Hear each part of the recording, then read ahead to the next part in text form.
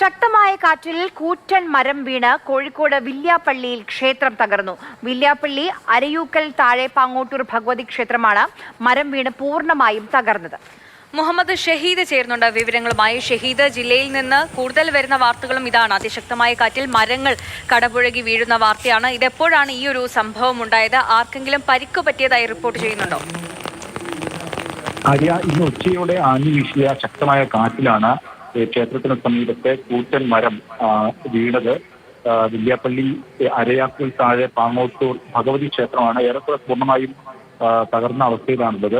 ഈ ലോകനാർക്കാവ് ക്ഷേത്രവുമായി ബന്ധമുള്ള വളരെ പ്രശസ്തമായ വളരെ ആചാരങ്ങൾക്ക് നടക്കുന്നൊരു ക്ഷേത്രമാണ് ഏറെക്കുറെ പൂർണ്ണമായും തകർന്നത്. ഒപ്പം തന്നെ നൂറുകണക്കിന് വവ്വാലുകളുടെ ആവാസ കേന്ദ്രം കൂടിയായിരുന്നു ഈ മരം. വവ്വാലുകൾ ഉൾപ്പെടെയുള്ളവർക്ക് നാശം സംഭവിച്ചിട്ടുണ്ട് എന്നുള്ളതാണ്.